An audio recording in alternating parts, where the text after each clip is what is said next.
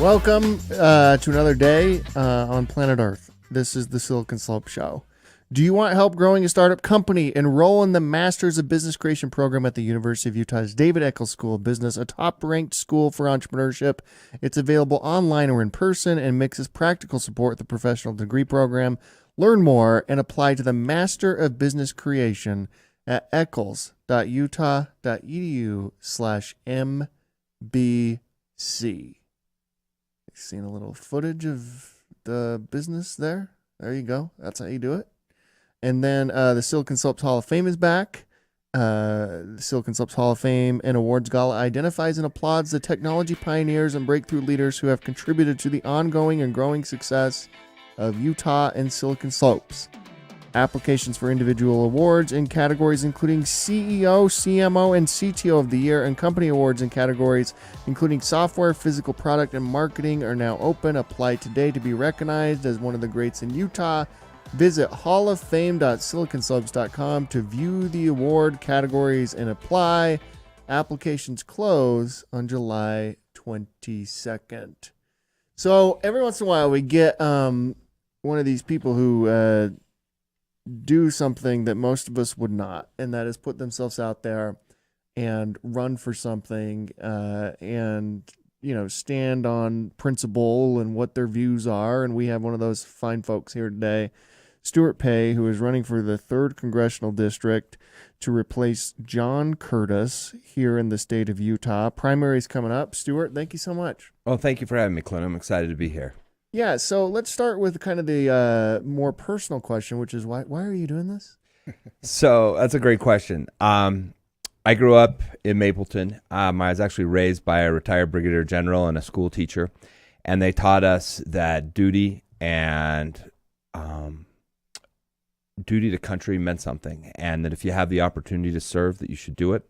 And I've had a series of great experiences in my life where I believe that I've developed some skills that can be helpful in Congress and put me in a place to go there and succeed. A little bit about those. So when I came home, I actually served a mission in St. Petersburg, Russia, which was just a year after the Soviet Union ceased to exist. So it was a chaotic time, to say the least.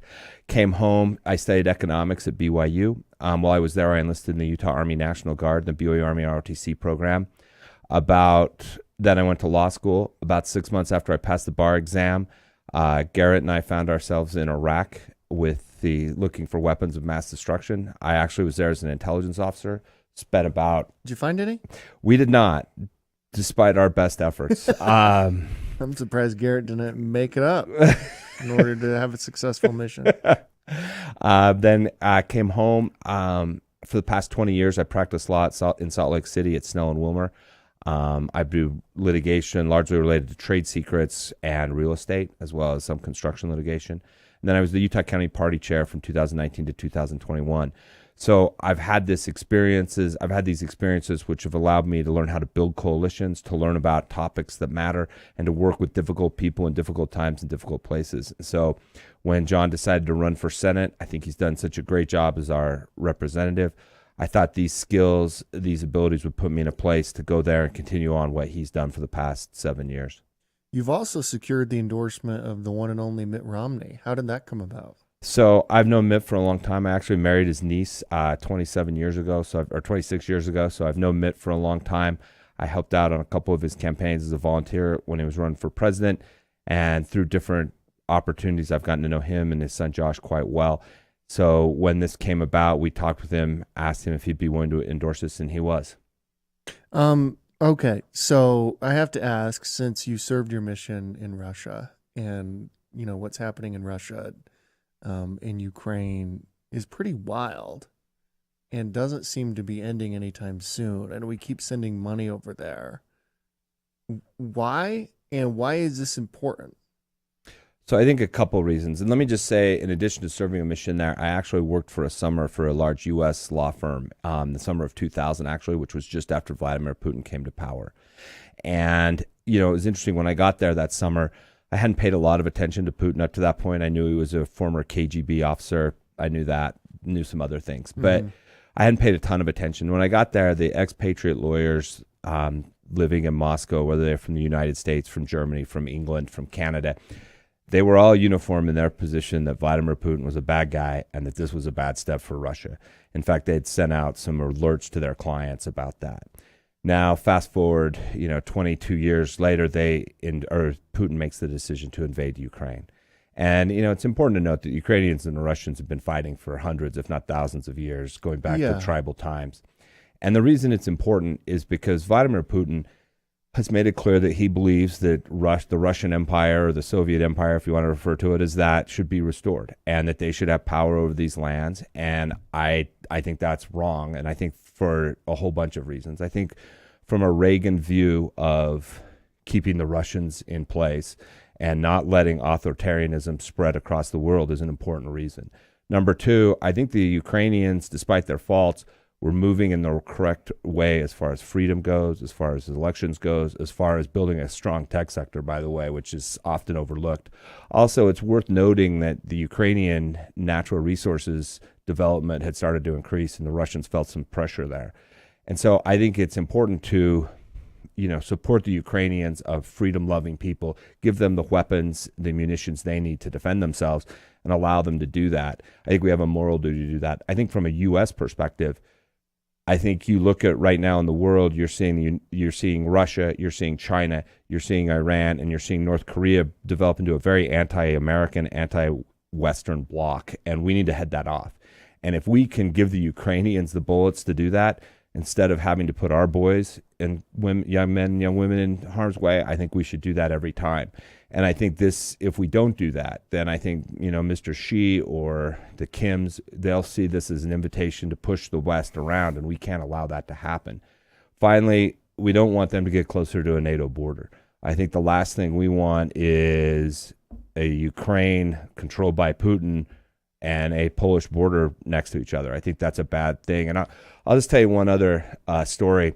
In the summer of 2022, I actually took my kids we flew into Munich, spent some time in Munich and Nuremberg, went up to Berlin, then we finished in Prague, and then went back to Munich and flew home. And we actually started at Dachau, the concentration camp, and we talked about that quite a bit. And as you walk from the Dachau train station to the actual prison camp, you could sense the anti-Russian feeling in the neighborhood that you walked through.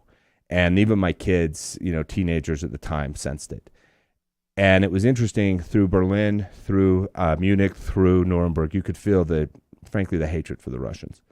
Once you crossed into Well, they did beat them in World War II. That's true. And then, but once you... Might be a reason for that. Right. But once you crossed in to the Czech Republic, the feeling went from hate to fear. Oh, interesting. And you could sense that the Czechs, they were worried. They see, the Prague Spring, obviously, some terrible things happened there behind the Iron Curtain, and the Czechs felt it differently. And I think there was a great lesson in that to me, that, listen, the Russians have been a bad guy for a long time. If we can help stop them in Ukraine, we should do that. And yeah, maybe it is expensive, but it's the best return on investment I've ever heard the DoD making for 3% of our annual budget. According to British intelligence, we have knocked the Russian combat ability down by 50%. I mean, guys like Ronald Reagan would be thrilled with that outcome. It's fantastic. So some of that is like if Ukraine wins, though, right? Like what you just said, like knocking out the capacity and getting Russia engaged in this stuff and using all their stockpiles of stuff is probably a good thing for the United States. But it's not clear to me that Ukraine is winning. Are they? Well, I think they got hurt by our delay in getting them weaponry. But I think that whether they're winning right now, probably not. But can they win? I think they can certainly push the Russians back to the line they were at a year ago. And I think that we probably have to take that. Do I believe the Ukrainians can liberate all the territory the Russians have taken going back to 2014? No, I don't. I don't think they've got the military capability to do that. But I think if they can push that line back and hold that line, that should be considered a victory. And I think that's a good outcome for the United States of America. Are you willing to, in order to end the war, and you get in there, right? And there'll probably be a vote in front of Congress to Putin is going to want to guarantee that Ukraine won't join NATO. Are you okay with that? I'm okay with that. I think that, we might have to, I think I'm okay with that under the auspices that he understands that we're still going to give or sell them weapons, and we're still going to give and train we're still going to give train to their troops. I think there are some, obviously with Article 5 in NATO, there are some things we want to take on there where we don't want to take on with the Ukrainians. Yeah, we'd be in a full-on war right now Right. if Right. they were part of NATO. Right. And one thing that needs to be pointed out about that is, this is one of the excuses the Putin apologists use, is that we were going to allow the Ukraine to join NATO. But one thing to point out is, under the NATO charter, if a part of your country is occupied by a foreign power, you can't join NATO. So since 2014, the Ukraine has not been able to join NATO according to NATO's own documents. So, that's kind of a red herring you'll see Russian apologists throw out there sometimes that needs to be dealt with. But no, I would, if that were the question, I would not have any problems not allowing them to join NATO as long as we could still sell them the weapons and give them the training that they need. Yeah, that makes sense. Oh, I like that. I like that position, actually. It accomplishes the same thing, Right. minus all the paperwork and nonsense that goes into it. Yeah, Ukraine geographically, not an enviable position, kind of a speed bump over the course of history. Yeah, I joke that they lost the geographic lottery, being stuck between the Germans and the Russians. Yeah.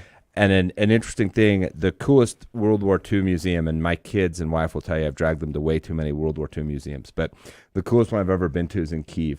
And they actually have an exhibit set up to a Ukrainian rebel group that actually hit a Nazi headquarters in the morning and a Soviet headquarters in the night in 1944. That's how rough the Ukrainians have had it, and for how long. Yeah.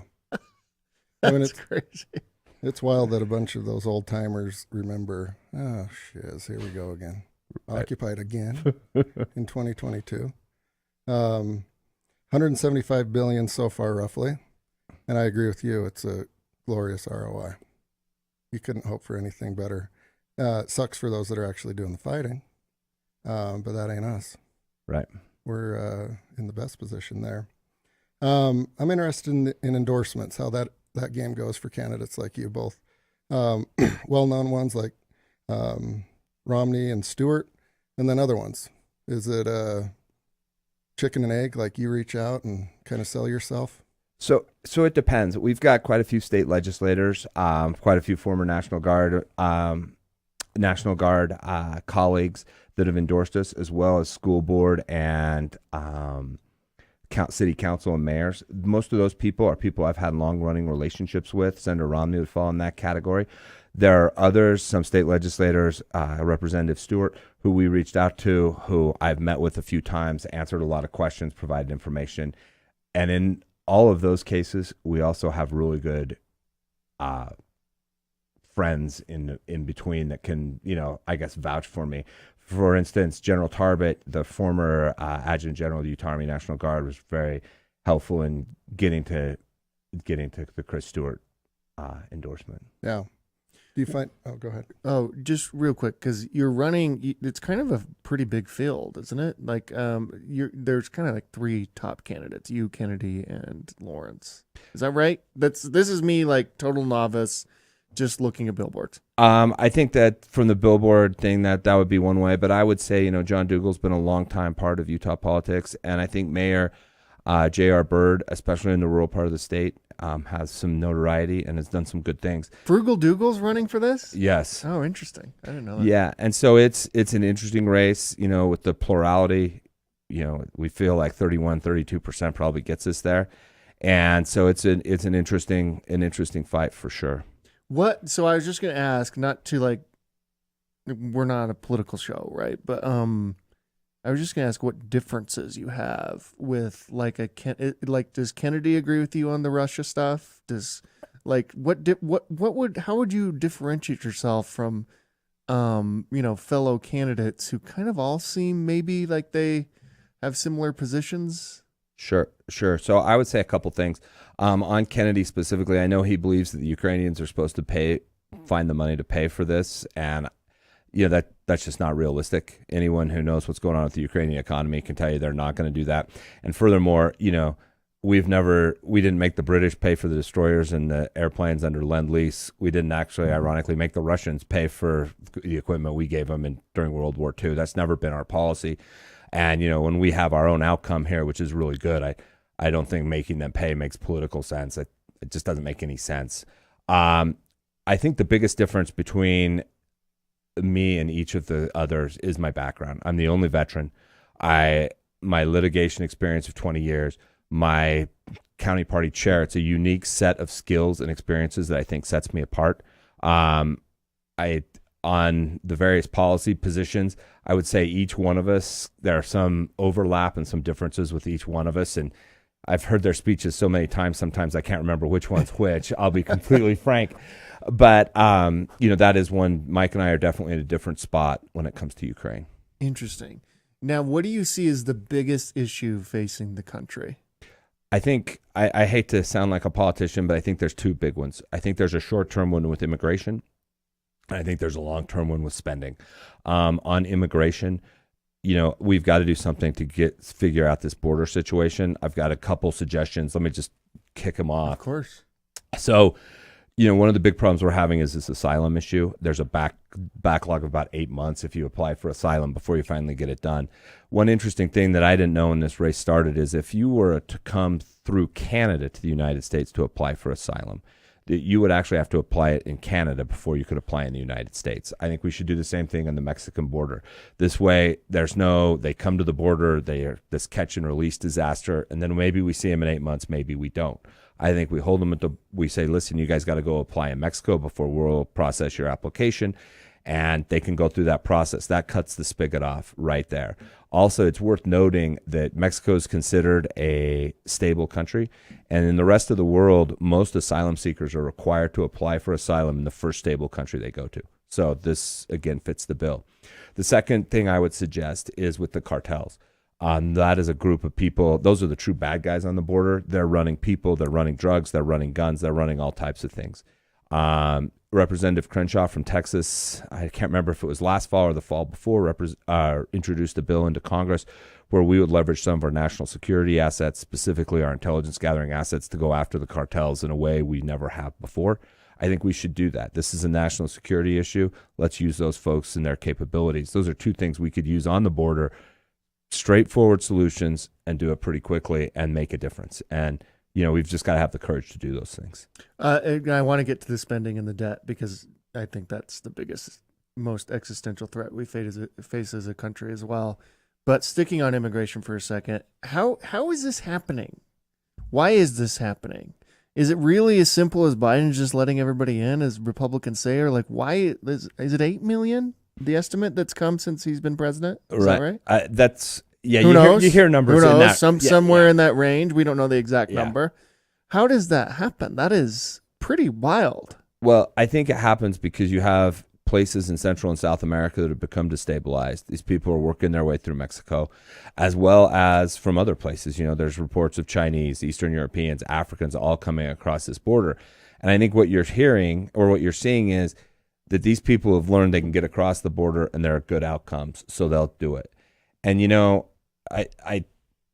I'll be honest, my great-great-great-grandfather, he actually, he came here to practice the religion he wanted to, lived literally 3 blocks from where we're sitting right now in 1850, whatever. That's so cool. And so it's, and we've been here ever since, but that's the history of America, is people trying to find a better place. The problem we have now is that we're overwhelming the infrastructure. These 8 million people are too much. They're not coming here legally. We don't know who they are. We can't identify them. We can't do the background checks we need. So I think it's the same draw that it's always been. It's just that now America has changed and the world's changed, and we need to know who these people are. Are they threats? You hear a lot of that there's Chinese people. Obviously the fentanyl problem is a huge issue. Yeah. So we've got to stop these, figure out who these people are, what they're bringing across, and why they want to come here. Is it really a matter of passing a law? So, and I really am pretty naive here. So I don't I know that there was supposedly a bipartisan immigration bill that would have limited the number of people coming in every day to 5,000, which still seems I don't know what we're doing. And why are we allowing fentanyl in there right now? Don't we have laws on the books that would immediately allow us to stop this? Or no? Is it really a matter of a law? I think that with the asylum thing, we need some changes in the law. Okay. I think beyond that, we need to toughen up the border. We need more. We need more agents. I'll tell you a story. I actually spent 6 months in beautiful Fort Huachuca, Arizona. I don't know if you've ever been there, but it's in Sierra Vista. It's right on the border. And I spent 6 months there, and we were out running a training operation one night. All of a sudden, you could just hear, and this, I should point out, this was 1999. You could just hear, it sounded like a herd of something going on the hill on the other side. And I turned to the TAC officer and I said, what is that? And he's like, it's a bunch of immigrants trying to get across the border. And I'm like, well, isn't Border Patrol going to do anything? And he said, well, they were here about 3 hours ago and took another batch then. So that's as many as they can take tonight. And we need to put more people down there, which is probably a funding issue, which goes back to Congress. And then, the Republican talking point, which I think is accurate, of the president needs to enforce the laws down there as they are. But I think there are laws we can change on the asylum side. I think there are ways to deal with the cartels that we need to deal with that we're not doing right now. But then we need to enforce the laws we already have on the books. This seems to be a very big albatross around Biden's neck heading into November, the immigration problem and what, we're seeing down there. And really, it's a crisis. It's crazy. It's like a human rights crisis. It's pretty wild what's happening down there. And then you've got Donald Trump, who probably got elected on this issue in 2016. It seems like only stronger on this issue now, given kind of what's happening. What are your thoughts on Trump's policies here? And by the way, do you support Trump? Have you endorsed him? So I will vote for Donald Trump this fall. I mean, he's going to be the Republican nominee. I'm running for Congress in the Republican Party, so I'll be voting for him. I think Trump did a great job on immigration. His stay in Mexico policy has some similarities with what I put out a minute ago about the asylum thing. There's definitely some similarities there. One of his problems was it wasn't literally codified, and that's why the legal challenges to it seem daunting and it needs to be codified. But I do think this is a big problem for Joe Biden. And it's not just, there's some great articles out there right now. The city of Denver has become a, what do they call it? A sanctuary city, yeah. Right? And one of the things that's happened to them, though, is they've spent all this money. Now they are out of money as a city because they've spent $15-20 million already that they weren't planning on spending. So there are parks that are looking at not taking care of this summer, things like that. So it's not just on the border, it's having this impact throughout the country. And I think it is a problem for Biden. Now he's going to win in Denver, obviously, but there are places that are more battleground like where it'll be a real problem for him. Well, it seems like he's going to lose Arizona, which he won last time because of this. Right. And yeah, it's wild. What do you again, I want to get to the debt thing because think that's our biggest challenge. But we do have the former president in court every day. What do you think about what's happening there? So I think this one in New York is especially ridiculous. Having tried more than a few cases myself, I can tell you that when you say to jurors the event took place 7 years ago, they get this look on their face like, what in the world am I doing here? Something that happened 7 years ago. And I think that's the reaction of a lot of people. And, I think that Alvin Bragg, this is easily the most political of the three cases that the president's been charged in. I think Mr. Bragg's made that kind of clear. Well, he ran on it. Right. He ran, it's really weird that you can run for district attorney and say, when I get in, I'm going to prosecute this person. How is that legal? How is that legal? That actually doesn't even make any sense to me. Well, at that moment, he's not a prosecutor. In Utah, you'd have a problem, I think, if you were still in the office as a prosecutor making that promise. But when you're just an unelected person, I think you can say whatever you'd like. And by the way, it's like 73 felonies because he didn't use campaign funds. But if he would have used campaign funds, it's a really, this one is. It's a weird case. This is not good. This one's another one that's like, Biden needs that thing to be over. Because if they find him guilty, I think his poll numbers shoot through the roof. Yeah, Trump's do. I actually think no matter what happens, his poll numbers shoot through the roof, not guilty or guilty. Yeah, I wonder if it's even going to affect things because I think things are so baked in about Trump.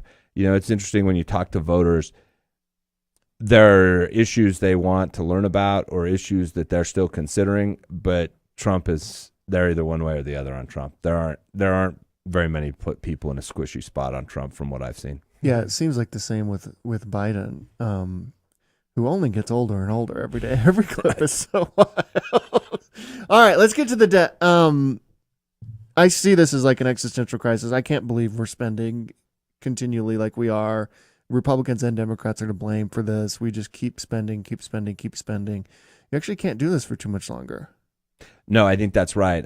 Like I mentioned earlier, I was an economics student at BYU, and I actually ran into one of my old professors who was a macroeconomics guy. And I asked him, I said, why do Americans not pay attention to the debt? Don't they see this as a big issue? And he had a strange response. He said, the debt is never an issue. It's only the issue. And meaning that nobody will care about it until, like you say, we just can't do it anymore. And I think there's a few things we need to do to stop it. I think the biggest one is we need to get right back to the processes that Congress has used for decades to pass our spending budgets rather than these omnibus bills.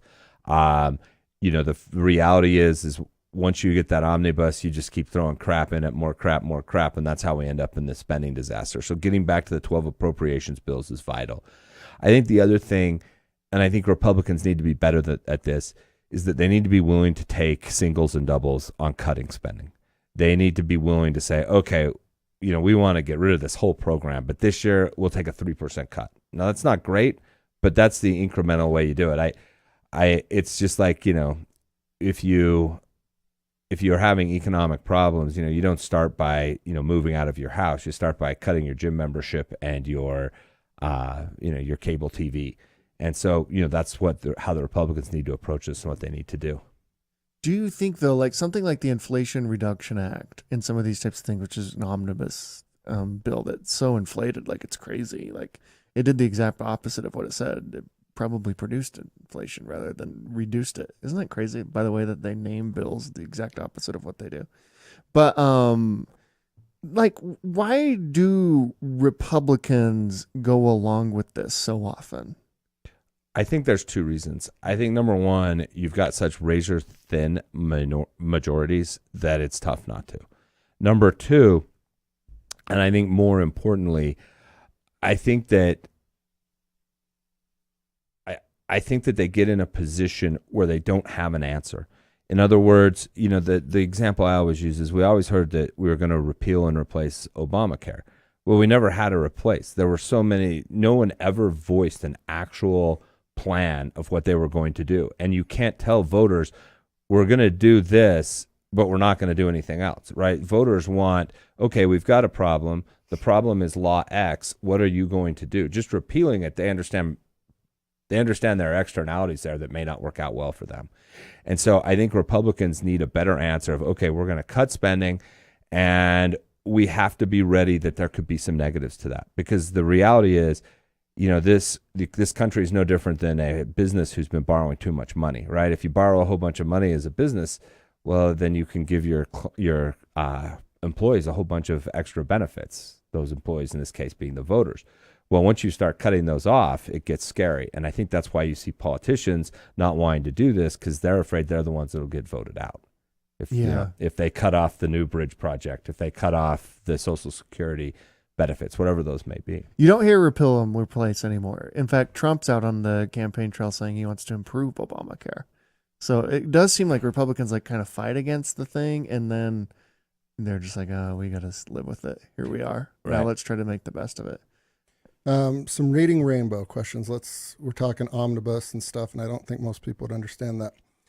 Two questions. First one would be, let's say you win and you're in your office, and we've talked about two things needing funding: Ukraine and the border. There's probably a lot of things that don't need funding, according to Stewart Peay. How do you think it all actually works to take those singles and doubles and whittle it down? Because you would probably want to keep funding for those two things we talked about and then cut others. How does it work, do you think? So that's a great question. And a couple of months ago, there's a couple of veterans groups in Congress that will meet with veteran candidates like myself. And I actually went back and met with them a couple months ago. And one of them is a retired 3-star Marine general who is right out of Central Casting. If he walked into the room, you'd know exactly who he was. And I asked him a question akin to this, and he said, what you have to do is you have to figure out who your friends are and who you can work with. And he's like, what I've spent my whole time in Congress doing is meeting every member of Congress, regardless of political stripe or regardless of geography, and knowing, hey, I can work with them, with this group on this issue, with that group on that issue, and this group on this issue. And I think that's what you have to do, is you have to figure out, okay, I know who my friends are on Ukraine. I know who they are on immigration. Now I've got to go find my friends on the world of where I want to cut spending, and those might be some controversial areas, whether that's dealing in transportation, whether that's dealing with Department of the Interior, whatever it may be. Go find those people, and I think that's how you work out. Okay, we can find $60 billion we can get rid of here, so we can send it to the Ukrainians to help them defend themselves. Yeah, it's whack-a-mole though, right? Because second question would be the district. I think both me and Clint are in your district, but it's got Draper and Alpine and Sandy and the Silicon Slopes Wasatch Front, but it also has a lot of rural. So one of the few things that I am envious of folks in Congress is they get to talk to all sorts of really cool people. Because you might be like, yeah, we're going to cut funding for bridges and transportation. Then you talk to somebody like, to hell you are. They say, cut inner city projects. And then you talk to the person who's like, don't you see the impact this is making? Like, it's got to be challenging, right? It is. And I think one of the things that, we have to have the courage to do is to give the states back their power on the transportation issue specifically. One of the things I don't understand is I live at the end of SR 92, which was largely paid for by the federal government. Why? It is a freeway it is a highway that runs from I-15 to the mouth of American Fork Canyon. Why did some pig farmer in Arkansas have to pay for that road or borrow money to help us pay for that road? And I think moving transportation projects, things like that, back to the states makes sense. It's an easy thing to do. It gets rid of the federal overhead on those projects. There's a lot of federal regulations that come into those projects that are a problem, that make it even more expensive. So I think it's, finding ways to push things back to the states and then making the states decide if they want to pay it. If they decide, the $120 million we would need for this road is not worth it, then it's not worth it. It shouldn't be worth it just because, we can pay for it federally. It's either worth it or it's not. Yeah. Win, lose, or draw, and I know you love America, it's got to be rewarding to just talk to normal folks and hear their hopes and dreams and wishes. You'll never have all the solutions, but it's still got to be rewarding to have all those interactions. It is. Talking to voters, talking to people, and hearing, like you say, the concerns that you have in Vernal and Price and Monticello are not the concerns you have in Draper and Holiday and Provo. Yeah. And it's fascinating to hear those people, to hear what they're worried about, and to try to think, is there a way to help them? Is there a way to get rid of regulation that will allow them to grow their business, that will allow them to use their land in a way they want to use it? Yeah. You guys have a debate, right? We do. June 12th? June 12th. How many people are on stage for that? It's going to be all five of us, and then Thomas Wright, the former state party chair, will be the moderator. Oh, okay. Thomas is a great guy. He is. He's a good guy. We should hold one. We should do a Silicon Slopes debate. I was waiting for that. Clint loves hosting a good debate. We held a gubernatorial debate once. You've done a few. Seemed to go okay. Yeah. Yeah, I think it'd be great. Yeah, let's do it. Because you need at least 2 debates with that many candidates, right? Because what do you think you'll get? Like 4 or 5 talking points theoretically? We figured it out like this. There's 55 minutes of content. You get 1 minute per answer.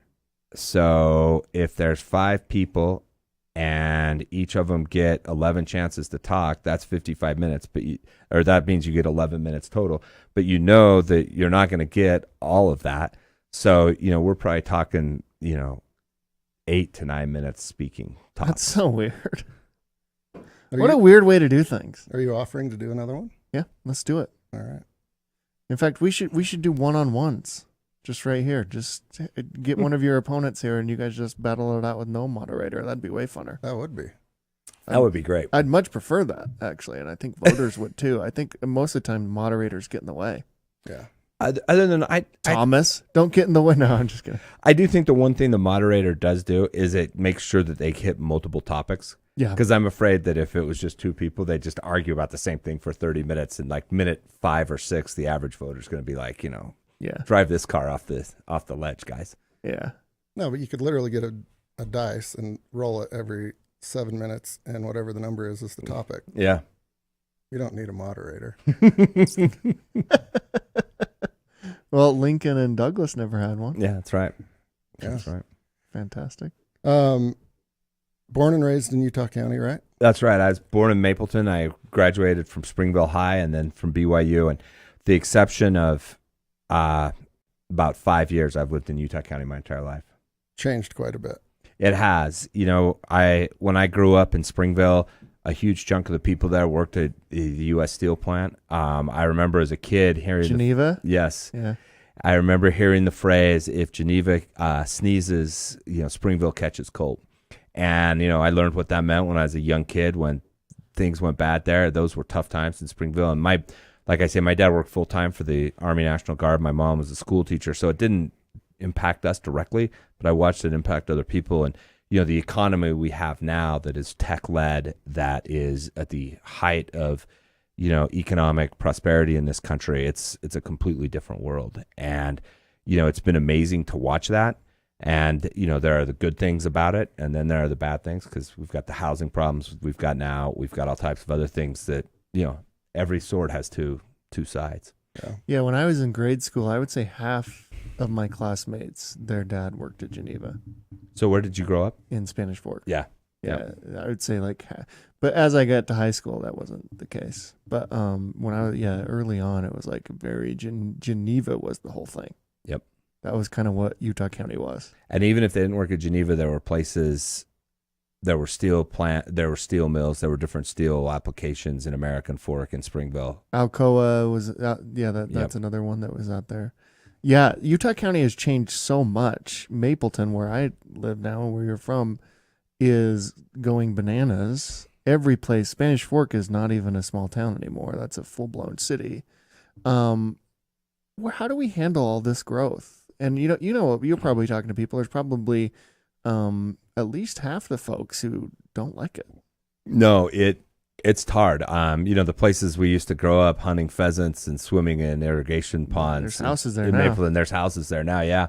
And so it's changed a lot. And yeah, it goes both ways, right? I mean, you have people that say, I don't want any more. I want the Mapleton I grew up in, or the Alpine, or the American Fork I grew up in.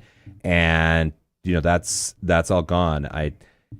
Since the Olympics, we kind of opened the door to the rest of the world, and they saw what a spectacular place this was. And, there's nothing we can do about that. And I think that growth has been good. But at the same time, we need to figure out how to cut our housing costs, how to make our transportation work, how to make sure our education system keeps up. I don't think the education system gets the credit it deserves. I think it's done very well. I think it goes well. And I'll be completely frank, my wife's a teacher at Lone Peak High School, so I am a little biased. But, we need to make sure that our freeways work. We need to make sure that the east-west transportation in this county gets better. This will soon be the largest county in the state, and by population, and we need to make sure that we take care of that. With housing, we need to figure out, can we get more federal land that abuts some of these communities and put it into the housing market, and use that to do those types of things. Is there swamplands down around the lake we can reclaim to get more housing there? There are things we can do. We've just got to be creative, and we've got to think about it and make sure we do it the right way. How much of Utah does the federal government own? The number I hear is somewhere around 66%. Is that crazy? Is there another state that's like that? No. We are the king of federal owned land. That's kind of wild. It is. And it goes back. If you read the Enabling Act, which is what allowed Utah to become a state, there are some reasons in there for that. Largely the church at the time just didn't have the money to regulate all those lands, didn't have the power or the ability. There was still an Indian threat at the time. So there's reasons for it. Now, the reality is it's changed, right? We're now this economic powerhouse. We could regulate this land. We could do these things. And, whether or not Congress would ever allow that to to start switching some of that land back is, probably going to be a tough pull in Congress, but there are things we could do to make that land better. Like for instance, I know John Curtis, who has been fighting this recent regulation about what the word conservation means because it's so vague. All that's going to do is bring litigation, slow down projects. And when I say projects, I don't just mean oil and gas. I also mean use projects for people who want to camp, because it's not sure if you don't know what conservation means, you don't want to go out there and get in trouble with the feds. Right. And so, we also need to work on getting the Antiquities Act updated. That was passed in, I think, 1906. And, now a president can just make a monument. I think we need to change that. So if the president makes a monument, Congress has 3 years to, ratify it, or it's no longer a monument and goes back to its former classification. I think that would make sense and be an easy thing to do. Yeah. It is funny when there's a Republican president, Escalante gets private. Like, how does that always work? Like, and then when there's a Democrat president, like they take the land back. Like this keeps happening. Like Trump gave land back to Utah, and then Biden took it away. Right. Well, he didn't actually give it to us. What he did is he removed it from the monument, and once it's in the monument, what it can be used for is very, very limited. And so what Trump did is he removed land from the monument and Escalante and at Bears Ears, and then Biden restored it, and that's what the litigation is ongoing. And that's probably the biggest problem I have with our federal lands is the amount of litigation that goes on there, because this conservation rule, part of the reason I think they did the way they did is what the environmental groups will do is they will get into litigation about a project, about a use, whatever it is, and they'll normally know they can't win in the end, but they know they can litigate for 7 or 8 years because they've got unlimited funding.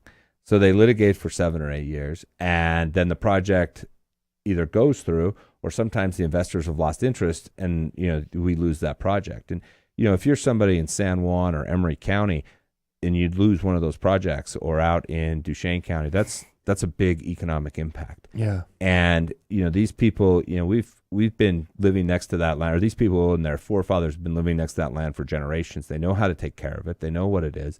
We need to make sure that our local resource plans are observed by the federal government, and that the environmental groups can't bring these lawsuits to stall out projects which are costing us jobs and costing us population in the rural part of the state. Yeah, if this was a Jeopardy question, there's maybe 1,000 people would get like Bears Ears right. Well, I think it's this. We were together at an event last week, and you got up and gave a little speech. You brought up an interesting point of, members of Congress. It's pretty diverse as far as backgrounds and occupations and where they came from. You also mentioned that it's useful if members of Congress have the same background, in this case, veterans, right? Because I like different opinions, and I love all my friends that are left of Trotsky. I love all my friends that love diesels and everything in between. But it is useful in that elected body to have shared interests and shared experiences as you push things forward. What are your thoughts on that? No, that's a great point. So when I mentioned I went back and met with this veterans group a few months ago, or a couple months ago, and one of the points they made to me was that in the 80s, about 78% of Congress was veterans, still the greatest generation trickling out. Today, it's about 18%. And this retired general pointed out to me that, when he talks to a veteran, he starts out with some similar experiences, whether it's 29 Palms or whether it's Fort Leonard Wood or whether it's Fort Benning, those are experiences that they can dwell upon. And then if they've served in forward bases, served in combat, it's yet another experience that they can dwell on. And while that may not mean that they agree on everything, at least it's somewhere where they can start to build a relationship. And, you think about that greatest generation, they had this World War II event, which brought them all together, the humongous amounts of sacrifice. Those who served in faraway, terrible places, whether it was Okinawa or, France. And, they had that place to build from. And I think one of the things about having veterans in Congress is they have a place to build from. They have a similar language you can speak. As there are certain words you use that, your veteran friends understand, and everybody else looks out like you, like, what are you talking about? Yeah, it's a nice beachhead, right? Like, even if you're a farmer from the Midwest and you might disagree on a lot of stuff. If your colleague relates to you on that, that's where you start to form that friendship, which is where a lot of the cool stories you don't hear enough about happen. That's And right. there's, collaboration and actual respect. You might give them a kidney punch every once in a while, but like it all is kind of equitable in the end. I think if more people had that view set and that ideology, I think a lot more would get done. Just as a thought there, but I appreciate you bringing it up because it is an interesting point that I think's been forgotten. Yeah. Yep. I agree. And I think, one of the things about veterans too is they include every part of America, Yeah. right? I mean, every color, every religion, every economic background, every educational background, it's a wide, diverse group of people. But they do have an underlying similarity that unites them and allows them to speak a language and allows them to, at least feel each other out and figure out if they can work together on each issue. Yeah. Hey, thanks for coming on. Seriously. It was a pleasure to talk to you. And seriously, we'd love to host a debate. Let's get all the other folks here. And by the way, they're all invited here as well. We're 501c3, so we can't do any endorsements or anything, but thank you for running. Thanks for putting yourself out there. I think it's super impressive. I think it takes a lot of courage, particularly in this environment, particularly in this day and age where it's a pretty thankless idea of running for office. And yeah, come back anytime, man. All right. Hey, thank you so much. It's great to see you, Clint. Yeah. Garrett, it was great running into you last week. Catch up a couple times. It's been wonderful. Best of luck. Seriously. All right. Thank you. All right. Tomorrow we have Dan Posner from Big Leap. So tune into that. Thanks, everybody. Thank you. Posner?